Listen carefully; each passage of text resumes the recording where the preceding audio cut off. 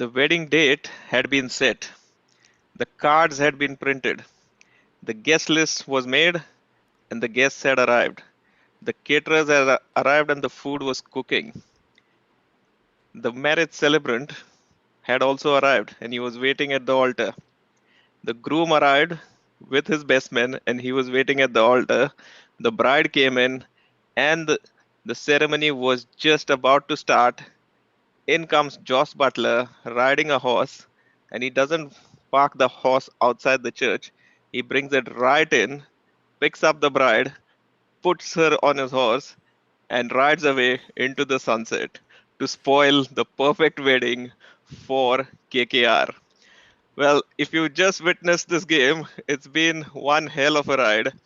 Um, Me and Sarvesh watching this game together. Sarvesh, Rajasthan Royals had no business winning this game Yeah. whatsoever. When you in a 220 plus chase, when you have that kind of a middle innings phase, you have absolutely no chance of pulling this off unless you have some individual brilliance, and especially if that individual is Jos Butler, and it's possible only in those scenarios. Otherwise, it's not going to happen. And Jos Butler, I've been saying this for last 1 or 2 years that he is the best example of modern day anchor. Nobody can anchor like him, and nobody can accelerate like him in the death overs. He is the perfect example. He was 40 runs from 30 deliveries, and if you look at that final scorecard, he's 107 not out from 60. So basically, from the next 30 deliveries, he has scored 67 runs, and when those runs came in, when it mattered the most, towards the end. So that's Josh Butler for you. Yeah, I mean, he's a very funny kind of batter, isn't he? Because there are days when he gets off to an absolute flying start, and then we've seen him slow down as he comes close to his century. On other days, he looks like he does not know anything about batting. He struggles in his initial phases. Then he gets one in the middle of the bat. And then after that, what follows is absolute carnage. And he looks like he can hit every ball for six. Yeah. Um, I mean, we saw him talk also after the innings on the in the presentation ceremony, and he too agreed that he wasn't hitting the ball well, and he just wasn't timing it, but kept telling himself that I've got to believe, it'll come right, it'll come right, and yeah, miracles, it did come right for him tonight. Yeah. Individual brilliance at its peak. And that individual is Josh Butler, and he believes in his powers and he delivers. This is his second century. I think he scored a Yeah, game before as well. So yeah. if you look at his numbers, if you look at his overall numbers, now he is at number 8. Those two centuries, but still his overall tally is just 250 runs out of 6 innings. So you rightly pointed out he's such an individual who can score hundreds for fun, but he can also get stuck at any point. He can also get a kick on at any point in that 20 overs phase. So let's call him Enigma and let's move on. Yeah. Now, while we are on that list, just because we are on that list, there's something I need to point out. When we speak about the orange cap in the IPL, and you can see Virat Kohli's name there right at the top. Yep, everybody expects that. He is a orange cap contender. And you look at other names on that list, and you see Rohit Sharma's name there, and you say, yep, he is capable of it. Shubman Gill capable of it. Henrik Klassen capable of it. Jos Buttler capable of it. One name I don't think anyone would ever pick to be on an orange cap leaderboard at number 3. Sunil Narine, 276 runs so far in 6 innings. I mean, what an absolute phenomenal Yeah, stat, and what an absolute phenomenal table for Sunil Narine himself to be part of. his first century. I think uh, they nobody thought that they would open with Sunil Narine because it's 2024.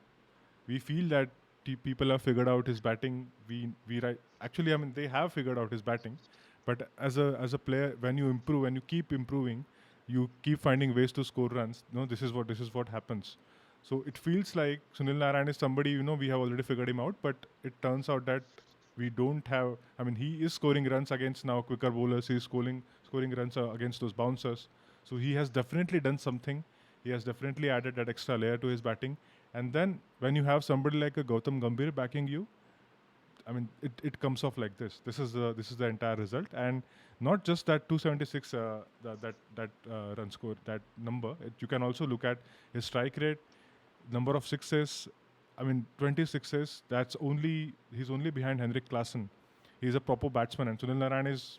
We don't normally associate him. We don't even refer him as an all-rounder because we expect him to score runs every game because bowling is his primary role.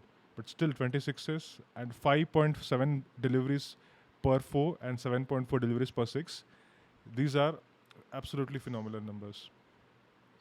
Yeah, and one last thing on him as a batter is that he's almost 36 years old, and you expect that at that age, your eyesight becomes a bit weaker. You tend to kind of your reflexes become a bit weaker, but his hand-eye coordination is so good. Yeah, And I was watching, they were showing a highlights package on TV after his innings, because when you're watching that innings, you get caught up in the game. But when they were showing that highlights package, and I was just focusing on his batting, um, he's got a very simple technique. yeah, Get your front foot out of the way, swing through the line of the ball. He's got a beautiful bat swing. And as I said, because that hand eye coordination is so good, invariably he ends up connecting more often than not. And when he connects, he's got enough power and the timing is good that it's going to go across yeah. the boundary on any ground. Yeah, absolutely. I mean, just because he doesn't show those emotions on his face, we feel that he's not trying hard. But I think no, he has figured it out. He is somebody who can hit it very long. Somebody who can hit it powerfully. Because what we saw today, he was not just any bowler. He was hitting Yuzvendra Chahal like that. He was hitting hitting against Ravichandran Ashwin. So these are not no, these are not your ordinary spinners. This is the cream of Indian spinners. So these two guys are always there at the top. So hitting against them, I mean, you need special skills for that. Absolutely. We'll talk a lot more about that bowling. But yeah, if we can go back to the summary card Yeah, for the game, as we have it there, 223 for 6 put on by KKR in their 20 overs, thanks to that brilliant century by Sunil Narine, which we've already discussed. Ankuresh Raghuvanshi there also keeping up his good form, 30 of 18. Rinku Singh, the finisher, providing that finishing kick that was needed with a very good 20 of 9 balls. In reply, Rajasthan Royals getting home on the very last ball of the game. And this is the game that you can call in Hindi absolutely paisa vasool. You get your money's worth. You got to see runs, you got to see sixes, you got to see good bowling, and yeah, you got to see a fairy tale finish for the Royals. Yeah, so what more could you ask for? yeah, Let's dig a bit deeper into that batting lineup now and have a look at what happened, because they didn't have a very quick start. But then, of course, once they got a bit of momentum towards the end of that power play, because as you can see, Phil Salt 10 of 13 balls yeah, in the power play, so not really going big guns. But as soon as towards the end of that power play, when they got that momentum, the good thing they did was they kept that momentum right through their innings. yeah, We had a kind of a stat to show the flow of the innings. yeah, Um, there we have it. So as you can see, a 56 run power play for KKR, but then followed up with a 4 over phase of 44, a 5 over phase of 61 again, and then those last 5 overs, 16 to 20 of 62. The only thing, looking at that scorecard, you'd probably think with wickets in hand, they should have probably done a little bit more in that last 5 yeah. overs, because we've seen in previous matches that the importance of having a big finish. We saw it with Romario Shepherd. We also saw it with Dhoni, the other someone day. with Mahendra Singh Dhoni the Yeah, other day. yeah, Yeah, the three sixes in the last over, and that can sometimes be the difference. And I think today, the fact that they didn't get that finish in the end yeah. finally turned out to be the difference between the Yeah, two sides. absolutely. I do not understand some of those decisions. They lost a wicket somewhere around 16th, 17th over, but they sent Venkatesh Iyer instead of Ramandeep Singh. I mean, no disrespect to Venkatesh Iyer, but I think at that particular in that particular moment, I think Ramandeep Singh had something more to offer to this batting lineup. I mean, he's somebody who can get going from ball number one. Venkatesh Iyer can play a long innings, but he needs some time at the beginning. So I felt they missed a trick there. Probably Ramandeep Singh coming ahead, playing 7 to 8 deliveries, I think would have made some difference. And I felt even we saw the other day that again SRH versus RCB, Henrik Larsson he came very high. I think he came at number 3. That was the moment. I felt they did the right thing, and in the end, it turned out that the margin was only around 25 runs. So that tells you that you cannot take any start for granted. You cannot take any score for granted this season. I felt they also missed a trick by not utilizing Rinku Singh because I felt that instead of Shreyas Iyer, again, no disrespect to anyone, but I felt they could have tried somebody else. They could have sent him up because he's somebody who needs to bats for more number of deliveries. He hasn't been batting for that long because Sunil Narine. You mentioned it to me on a chat that because Sunil Narine is playing so high, and he's playing for so long. He's playing for almost 10, 11 overs every game. So because of that, Rinku Singh is not getting enough deliveries. So I felt they should have sent him up. They should have tried Russell up at 3, 4. I mean, you send your hitters ahead of your conventional batters in such games. I think that's where they missed a trick. Probably they left, I think, somewhere around 20 to 25 runs and behind. I felt they should have gotten those runs, and I think that could have made the difference. And the funny thing is, they have done it in the past. Yeah, We saw in a previous game when they were in a good position around the 12 or 13 over mark that they got Andre Russell in and he ended up scoring a 50, yeah, coming into that position in some 18 or 19 deliveries. So they have followed that template. But today, for some reason, obviously, once he fell, they put Shreyas Iyer up, Venkatesh Iyer up, and then kind of instead of getting the hitters to go and play for longer. So yeah, that could be the reason why they ended up with only 62 yeah. in those last 5 overs. If we have a look at that batting card again, please. Um, I've got a question around Shreyas Iyer for you because he's a India player again. Was playing in the Test series against England, was very important for India in that ODI World Cup, got lots of runs. Um, but his T20 credentials, there's always been a question mark around whether he fits into that T20 cricket mode or not, which is quite surprising because he's a naturally aggressive player, loves to hit sixes, loves to hit a long ball. But is Shreyas Iyer the kind of player who first needs a few deliveries to get started? Because I don't think he's the kind of player who can get going from ball one. And if that is not the case, then as you rightly said, maybe today he and Venkatesh Iyer should have been replaced with Rinku Singh and Ramandeep Singh. Yeah, yeah, absolutely. I mean, Shreyas Iyer, we associate Shreyas with his hitting against spinners, but even that comes after a point. That it doesn't come off from ball number one. And then when you have spinners like Chahal or Ravichandran Ashwin, it is not likely to come from ball number 1 or 2. It will take some time. He will get used to with the situation, with the condition, then he will get going. So that's Shreyas Iyer for you. So probably you rightly said they had a case for somebody like Andre Russell, Rinku Singh, Ramandeep Singh. These guys had these guys come up, it would have made a difference. In my opinion, it would have made a difference of around uh, 15 to 20 runs. I mean, look at those sixes. Only 9 6s scored, and your total is 223. So I feel instead of those 9 6s, had it been somewhere around 13 or 14 sixes, and just 20 or 22 fours, maybe probably it would have made a difference. So that's the thing. I mean, you associate Andre Russell with sixes, you associate Ramandeep Singh with those sixes. So these were the guys who are likely to give you sixes. I'm glad Rinku Singh got to bat for at least 9 deliveries because again, in the end, he made that difference of. I felt they would struggle to get to 210 at one point, but thankfully Rinku Singh came in and he rescued that innings in the end. I think the other problem they have is, and it's a good problem to have, is the form of Ankush Raghuvanshi Yeah, because he's clicking at that number 3 position. Shreyas had now gone down to number 4.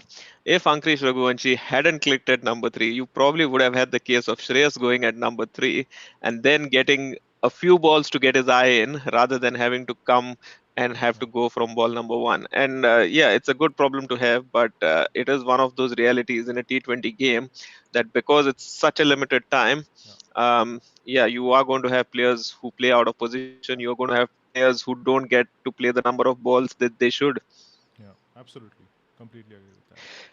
Cool. So that was 223 for six. Now let's talk about this Rajasthan Royals bowling because we keep saying that this is the best bowling attack in the tournament, arguably.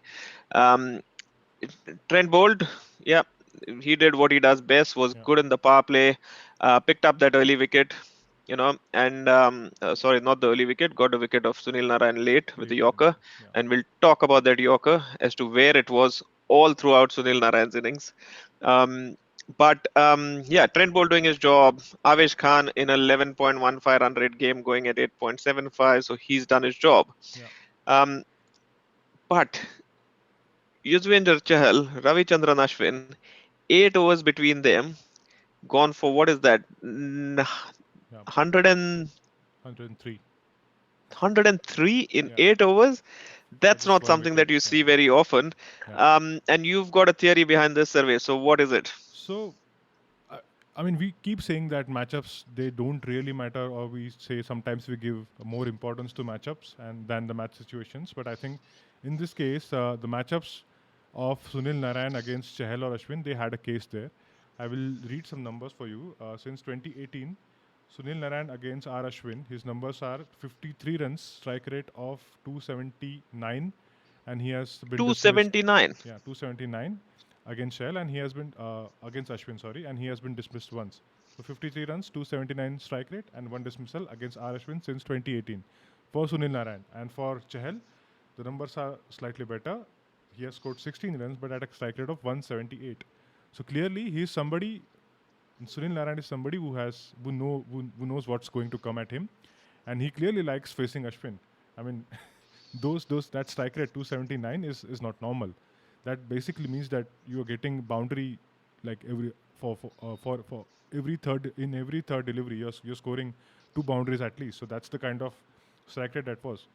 So I think Sanju Samson he backed his bowlers. He backed the senior pro Ravi Ashwin and Chahal, but I think it wasn't coming off, and it needed somebody. It needed some plan B at that point. But he kept bowling R Ashwin, and he kept bowling the same lines. He kept bowling those wide loopy deliveries, and Sunil Narine was just timing those and just clearing the fences. It didn't matter to him what's going to come next. Same happened with Chell. He bowled those wide loopy deliveries, but he was ready for it.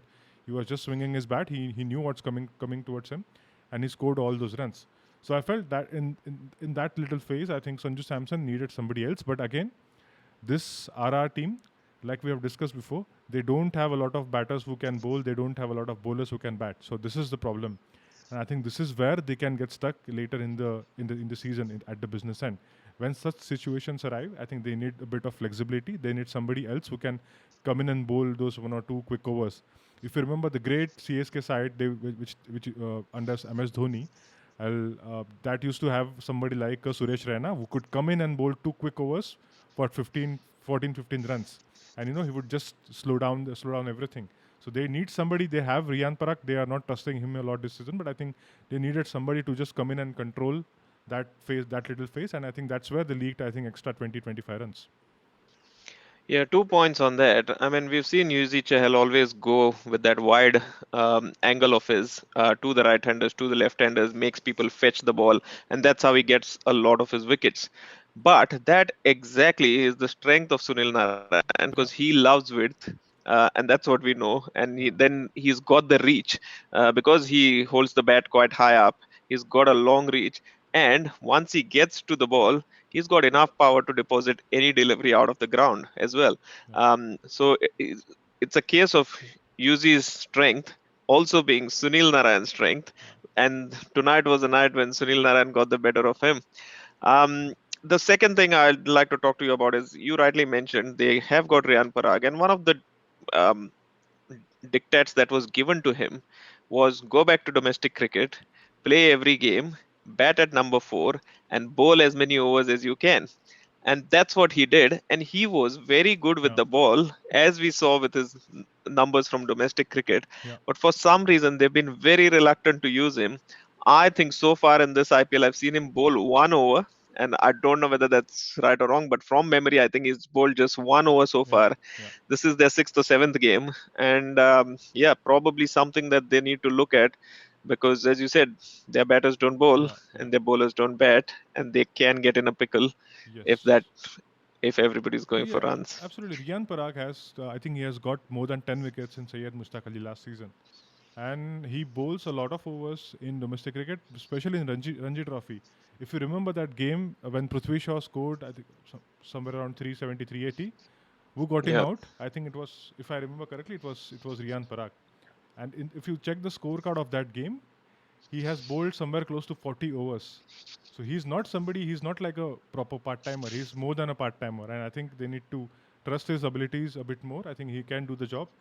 I mean, just because you have two high quality spinners in Chahal and Ashwin, I mean, it doesn't make sense to not trust somebody like Riyan Parag. Just trust him and see what he can do. For 1 or 2 hours, I think he can do the job. Yeah, it's a different thing though, because Mahendra Singh Dhoni also made Kedar Jadhav a very Yeah, useful bowler. yeah, So maybe he needs a captain like Mahendra Singh Dhoni to kind of give him some confidence. Right, so chasing 224, let's see what the Royals did. Yashasvi Jaiswal again looking good while he was there, but wasn't there for long enough.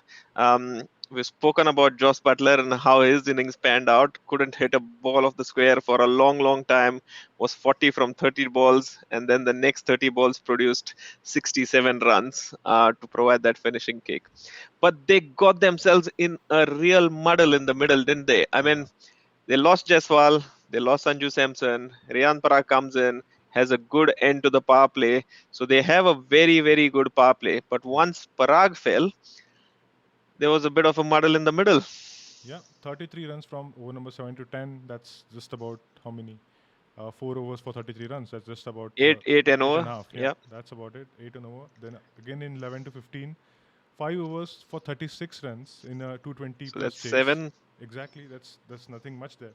So I think you rightly said they were in a bit of a situation, a spot of bother in those middle overs. But one thing is that they got a few cameos from Riyan Parag. He scored 34 from 14, strike rate of 240 plus, and then at the end, Roman Powell 26 runs from 13 deliveries. Now, if you have somebody like Jos Buttler who is going to anchor for you, if he's going to bat along, if he's going to carry the bat for the entire 20 overs. I mean, look at his deliveries played, 60 deliveries played out of 20, and he did finish the innings for them. So it's a perfect anchor's role that he played today. I call him the specialist, the modern day anchor. And if you're going to play with a modern day anchor, if you're going to have that one player who is going to anchor for you, then you need people like Riyan Parag and Roman Paul to give those cameos to you, because you just cannot do it with just that anchor. You need somebody to support your anchor. And Riyan Parag and Roman Powell, these two guys scored from those 27 deliveries. They scored 60 runs. That's 4.5 overs for 60 runs. That tells you that these two guys also played a very important role, and it wasn't just Jos Buttler. He got a good support from these two guys. Now that leads us very well into the next thing I'm going to bring up, because I know we didn't do an episode after the Mumbai Indians game, but we had a similar situation in the Mumbai Indians game as well, because Rohit Sharma was anchoring that innings in a run chase which was of mammoth proportions. But he didn't quite get the support that Yeah, Jos Buttler got today, because as you rightly pointed out, Riyan Parag and Roman Powell played 27 deliveries and got 60 runs, but nobody in that MI order yeah, got those many runs at that strike rate yeah. to help poor Rohit Sharma out. Because if there was one who did, then we could have been at the end of another a different result. Absolutely. Look at those scores. Jos Buttler 107 from 60. Rohit Sharma scored somewhere around 105 from 63, but they were chasing 206. So I think it's a very comparable scenario where one player. I mean, Rohit Sharma. I know. I mean, he got stuck at the end, but Jos Buttler, on the contrary, he got going towards the back end. So acceleration points are different. But if you at the end of the day, when you try to summarize, you will feel that Jos Buttler got the support. Rohit Sharma that day he didn't get that support. That's the underline that we can draw from these two games. So, yeah, I mean, it's very important to have that supporting cast. It's not just about the lead actor. Right. One last question on that batting card for you is once Riyan Parag got out, we saw Dhruv Jurel and Ravichandran Ashwin come in. Um, do you agree with that batting order, or do you think that because they needed such a high Yeah, um, required run rate that Shimron Hetmyer and Roman Powell should have batted higher yeah, because at the end of the day, they are your designated overseas players. They've been in many more situations than Dhruv Jurel or Ravichandran Ashwin have been with the bat, and they should be trusted to do the job. yeah. There are two possible answers to this. The answer number one is that the opponents KKR, they are the only side in IPL who are playing with two off spinners, right? So they cannot send. I mean, if they are thinking about matchups, then they cannot send Shimran Hetmyer up against two off spinners bowling well. I mean, these two guys, they are pretty good in bowling those economical overs. So that's one theory that they didn't want to expose Shimran Hetmyer and they like to keep Roman Powell for the back end. So that option was ruled out. And I also feel that Rajasthan Royals over the years, I feel they want to use Ravichandran Ashwin's batting a bit more, and they feel that he is wasted in a chase like 220 or 225 because he cannot come at number 8 and he cannot score those 2 3 sixes for you. He's not going to do that for you. So he basically gets wasted in such high chase. In low scoring matches, they can send him up. They can just try to lengthen that batting and just stretch that batting by sending him up. But in these cases, such high scoring chases, it's he basically gets vested, is what I feel. I mean, that's the thinking Rajasthan Royals have, I think, and that's why these two things have added up, and they decided to send him up. But that clearly did not work out, and 8 from 11 in a 220 plus run chase is not a good result. And that entire middle order, not just Ashwin, but Dhruv Jurel, Shimran Hetmyer, and Ashwin. These guys played for how many 16 deliveries for just 10 runs. So that's close to 3 overs for just 10 runs. So now you're asking your team to score from that 17 overs. You're asking them to score somewhere around 214. So I think no, Yeah, that is something did not work out for them. yeah. I guess if this result is an outlier, Yeah, it's not the norm. yeah, And if the Royals hadn't got across the line, there would have been a lot of criticism yeah, on saying, why didn't you send Shimron Hetmyer earlier and why didn't you send Raman Power earlier? And that's yeah, where we were coming from. But all is well that ends well for the Royals. They got across the line thanks to Jos the boss, yeah, who's once again put them, just played a freak innings, as yeah, we'd like to call it, an absolute outlier, an innings that came from nowhere. And I know Sarvesh hasn't still given me the credit that I deserve, because I actually called it, Sarvesh, didn't I, in our chat, yeah, on our WhatsApp chat, and I've got proof which I can actually show yeah, people. But so yeah, it'd be nice to get some credit from you yeah, for yeah. calling this one. So I was basically feeling that this game was over when Shimran Hetmyer got out, and I did not expect Roman Powell to hit those sixes against Sunil Narine, but that was the time. That was precisely the time when I messaged Rahul saying that this game is over, and I think they are probably playing for the net run rate because I saw Jos Buttler playing and nudging Sunil Narine for singles and trying to just take ones or twos. So I think it's game over. It's just about that one wicket, and we are basically down to bowlers. But Rahul was saying that okay, this game is still not over. I mean, it's anything could happen. He was trying to count the target. He was trying to measure the distance between their current score and that target in the form of sixes. So he was saying that 4 sixes away, 5 sixes away, 3 sixes away, 2 sixes away, and slowly that margin started decreasing. And in the last over, it was just down to 1 6, and I mean that happened. So credits to Rahul for this. I did not give them any chance when Shimran Hetmyer got out because I did not expect anybody to take on Sunil Narine like that, especially today when it was his day. Yeah, the reason I say that is because I've seen a lot of Jos Buttler over the years, and I just know that he's that sort of a player who can hit, who looks like he does not know how to bat at all for a long, long time in his innings. But as soon as he gets one in the middle and he gets going, then he can hit every ball for six. Yeah, And yeah, I was at the Adelaide Oval when he and Alex Hales absolutely destroyed India in that semi-final. So I know what he's capable of and what he can time do, to look at which KKR's is bowling. yeah, time to look at KKR's bowling then. Right. Mitchell Stark's worries keep continuing. 4 overs for 50 once again. Yeah, not having a very good time at KKR, not having a very good time with the new ball, and it's showing because they're trying to use him at the top, they're trying to use him at the death. He's just not working, is he? Yeah, yeah. It's not. I mean, in again in a game like this, when the run rate is 11, is going for 12 and a half. I think it's still okay, but you expect more from your senior bowler, and they spend. I mean, forget about spending, forget about the price tag, but they expect more from that from the experienced bowler like Mitchell Stark. And that lineup has Vaibhav Arora and Harshit Rana. These two guys are like not that experienced, so you would expect Mitchell Stark to guide these two young Indian bowlers. But sadly, I'm pretty sure that he is guiding them behind in those practice session, net sessions. But in match situations, I think they need a bit more from Stark. They probably need him to take a couple of wickets, need him to bowl those critical overs at the back end. I mean, that is not happening right now, and I think that is also putting pressure on the younger bowlers like Harshit Rana and Vaibhav Arora. Yeah, it's not often that you score a century with the bat. You come into bowl, you bowl 4 overs, you for two for 30, and you still end up on the losing side. Yeah, What more does Sunil Narine need to do to win a game of cricket? Yeah, but it's just he's I saw Rahman Powell talking to the broadcasters after the game, and they were all saying, "Has he had a word with Sunil Narayan yeah, about reconsidering his retirement plans or reversing his retirement yeah, for the T20 World Cup?" And Rahman Powell interestingly said that I've been speaking to him for the last 1 year. I've spoken to Kyron Pollard. I've spoken to Draven Bravo to tell him. I've spoken to Nicholas Puran. I've spoken to all his family members, his friends, but he says I'm still not managed to get through to Sunil Narayan, and he says I will keep trying because we've got yeah, to announce the team soon, and I'm hoping to change his mind and get through to him. So we'll wait and watch what happens with that. But he was brilliant with the ball today as well. Um, with Harshit Rana, he's had a good tournament so far.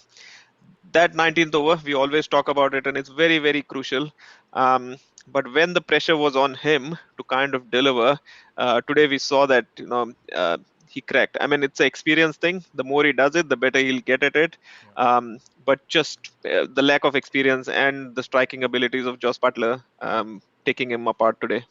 I mean, sometimes you can't do anything. I mean, when it's a day of somebody like Jos Buttler when he's having his day, individual brilliance which Sunil Narayan had, similar in that response, Jos Buttler again have had that individual brilliance kind of a day. You can't do much, and he's still young. I mean, I still give him credit for that day when he dismissed Hendrik Klaasen and they managed to win that game. So he has already won 2 points from nowhere for KKR. So I think, yeah, I mean, he will learn still very young lad, and I think he will probably realize what to do. And I mean, in that situation, I think any bowler could have gone for runs. I mean, Jos Buttler was in that kind of a mood. So I think probably end of the day he might just want to forget this game and just come back fresh, and he may not take this game seriously. I mean, it was that kind of a innings we saw from Jos Buttler. Right, so that result, RR winning, what has it done to the table? Absolutely nothing, because both those sides were on top of the table. They still are on top of the table. Rajasthan smiling away to glory with 10 points from 6 games with 5 wins, and the Kolkata Knight Riders, obviously, 8 points still with 4 wins from 5. Yeah, Um, so no change there, but as we said yesterday, some bragging rights for the Rajasthan Royals, and what a nail biter! Almost felt like a final, worthy of a final. yeah, And should these two teams make it, we can be assured that we'll get to see a cracker of a game. yeah. I think we need to update the table. It was from the previous Oh game. This yes, is the fresh table. These two teams at the very top. Yep, yeah. 12 points for Rajasthan. Obviously, Yeah, yeah, Kolkata having a game in hand, so still at 8 points. But there's a real muddle in the middle there, as always, yeah, with numbers 2, 3, 4, 5, 6, all within a distance of displacing yeah, each other. yeah, So the tournament's hotting up for those 5 teams, and it'll be very interesting to see what happens. On yeah. that note, what do we have for tomorrow? So tomorrow we have Gujarat playing against DC. So that's team number 6 on table against team number 9. So if Gujarat manages to win this game, they will enter. No, they will require a big win to enter into top 4. Otherwise, they would be on 5th position if they manage to win it. Fifth. Yeah. If DC manage to win it, then they will probably be at number 7. They will dismiss Punjab from number 7. They'll reach at number 7 position. Yeah. Not a lot to go, not a lot many games played between the two sides, so a head-to-head of Yeah, 2-1 in favor of Gujarat. yeah, Um, you can see that the average winning margin has been 36 runs at Ahmedabad. yeah, Average overs played there is 19.1, so not really close games, as you can say. But between the two sides, the average winning margin of only 9.5 runs yeah. and an average overs played is 18.1. Um, Anything to watch out for in tomorrow's game? I think DC will hope that they will continue. I mean, they don't have that margin now.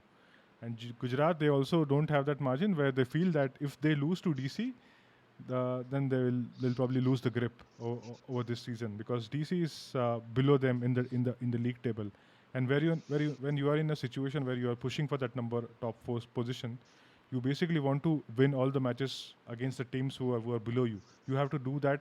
That's the bare minimum.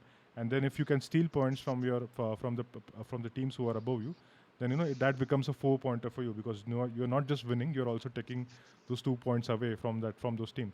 So I think for this game, I think they will hope that they can manage to get those 2 points because otherwise, I think DC, how many, even they have lost how many games? They have already lost. Sorry, Gujarat, they have already lost 3 games. So if they lose again another game, they would be losing their fourth game. Then it becomes very difficult for them to make a comeback later in the season. One interesting stat I saw there was in those three games that they played against each other, the player of the match has always been a Gujarat Titans player. You've got Mohammad Shami, Sai Sudarshan, Lockie Ferguson. So even though DC won that first game in 2023, Yeah, Mohammad Shami picked up the man of the match award, which doesn't happen quite often. So yeah, yeah, yeah. something that DC would like to change tomorrow, and something Yes. that GT would like to continue tomorrow. Right. Anything else to add, Sarvesh, before we kind of wrap this up for tonight? Not much. I've been reading news on the World Cup team selection. Probably we'll discuss something more about that later this weekend. We'll try to have another episode, dedicated episode, just for that team selection. We will try to figure out the combinations. We'll try to discuss the combinations based on the current form of the players in IPL this season. So I think yeah, that is something which is coming up. I know there are some reports coming from media that say that Hardik Pandya will have to bowl more to seal his place in that team. So there have been a lot of reports coming in from in last 1 or 2 days. So yeah, I think we'll try to cover all those reports, all those things later this weekend. Absolutely. Looking forward to that special episode that we'll be bringing you on team selections. So, the plan is to put out 15 of our own and see how good we are as selectors and measure ourselves against Ajit Agarkar and co. and see what they come up with. But the story of the day today, match number 31, the Royals stealing one from Kolkata. Um, if you've not watched this game, these are the kind of matches that we absolutely love. This is why we love this game of cricket, because we know that until that last ball is bowled, anything can happen. And it's an absolute joy and pleasure to sit and analyze games like this that go right down to the wire. Right. That's all that we have for you tonight. This is Rahul, your host, Sarvesh, signing off from the Sneakometer podcast. If you haven't subscribed to us, please do so on YouTube and interact with us through all our social media channels. We love your feedback and we love bringing the show to you. So until then, see you later.